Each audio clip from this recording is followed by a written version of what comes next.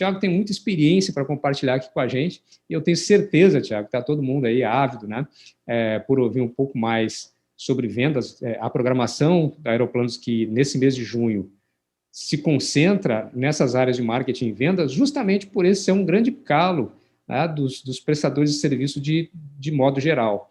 As pessoas, elas têm essa dificuldade, né, principalmente os consultores empresariais, por um perfil muito técnico, e acaba que aquele estereótipo, né, que o vendedor tem que ser aquele cara meio fanfarrão, muito falador, muito conversador, isso assusta um pouco, né, a maioria dos profissionais.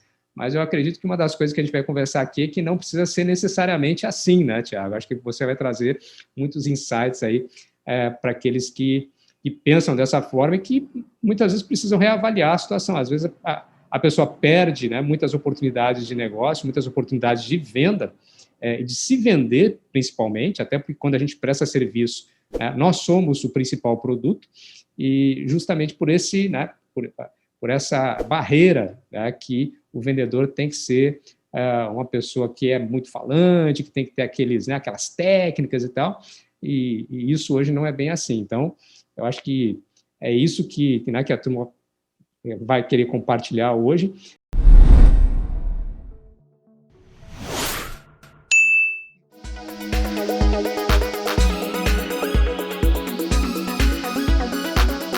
E eu quero combinar com vocês o seguinte, minha gente, nós sempre temos aí, né, no finalzinho, um espaço para interação, para um bate-papo. Hoje não vai ser diferente, mas eu sei que vão ter muitas questões aí que vão surgindo, então eu vou pedir para vocês irem adiantando aí no chat, né, vão tocando aí, que aí, enquanto o Tiago vai dando o recado, eu vou gerenciando as informações e a gente faz aí um apanhado de todas as dúvidas, todos os comentários que vocês tenham ao longo aí do nosso programa de hoje. Beleza? Então, Tiago, um prazer grande aí te receber. Fica à vontade, você já é de casa, a sala é toda sua. Vamos lá. Obrigado, Vitor. Boa tarde a todos. Quero agradecer novamente pela oportunidade. Quero agradecer também, quero parabenizar aqui os participantes, alguns amigos, o Marco que está aqui. Vou utilizar o Marco daqui a pouquinho como um exemplo para a gente falar sobre posicionamento.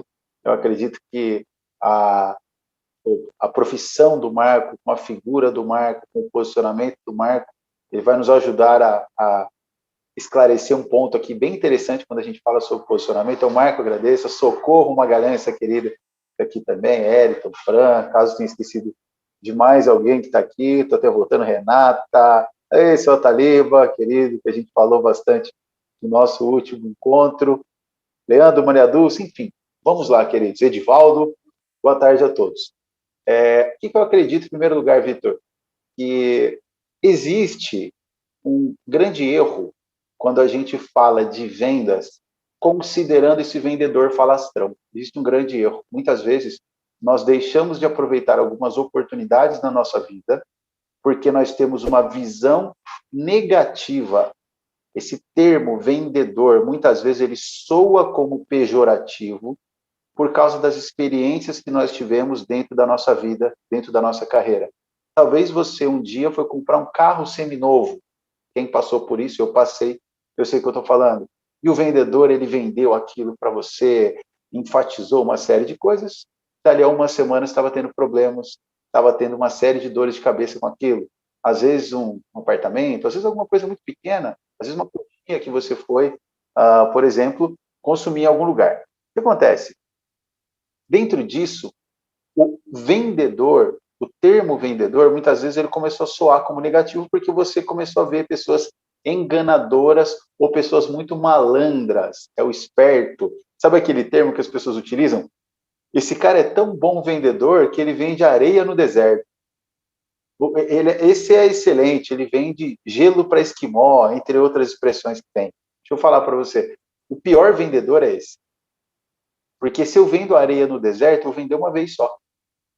E quando a gente fala de vendas, vendas é uma troca justa que faça sentido para as três partes. É o cliente é um ponto, o vendedor é outro ponto, mas a relação cliente-vendedor, ela é mais um terceiro ponto que existe. Porque muitas vezes, você não necessariamente vai ser uma pessoa que tem os mesmos valores daquele vendedor, mas a relação, onde foi profissional, foi correta, foi honesta, foi ética, foi interessante para você. Você volta a comprar com ele. Eu costumo dizer que as pessoas voltam a um restaurante que a comida não é tão boa, mas onde ela foi bem atendida, mas você não volta num restaurante excelente caso o atendimento tenha pecado com você. Desde terem tentado te cobrar mais, ou você ficou esperando, ou a pessoa foi indelicada com você, com algum pedido, alguma coisa que você fez, são vários pontos. Agora, o atendimento, ele consegue contornar esse tipo de coisa, e o contrário não é a mesma lógica. Pensando nisso, eu acredito muito que as pessoas elas acabem tendo uma visão de dois perfis profissionais, basicamente. Esse é o geral, tá? A pessoa olha para o vendedor falastrão, para o vendedor bonachão, o vendedor que tem toda essa lábia, etc. E ela olha para outro profissional, que é o profissional que não é de vendas. Basicamente, é o profissional técnico. Então, geralmente, as pessoas acabam dividindo os perfis, de uma maneira macro, nesses dois perfis. Ou é vendedor, ou é o técnico. O técnico é visto como uma pessoa séria, uma pessoa que tem conhecimento, uma pessoa que tem bagagem, mas que peca no marketing, nas vendas em geral, porque ele também não quer se misturar com esse outro vendedor. Então, muitas vezes, ele vai falar de vendas, ele se retrai por causa da imagem desse outro vendedor, ele fala assim, eu não quero me confundir com esse outro vendedor. Eu posso dar um exemplo meu, eu sou cristão, eu acredito na Bíblia, tem vários amigos que não acreditam, e cada um, eu respeito muito a opinião das pessoas, mas eu não falo, quando eu vou falar de vendas, eu evito falar de coisas bíblicas, por exemplo, para não me misturar com um pessoal que tem na internet que utiliza isso de maneira não tão ética. Então, é um posicionamento, uma decisão que eu tomei, por isso eu evito. Internamente, aí é diferente. E qual que se torna a questão?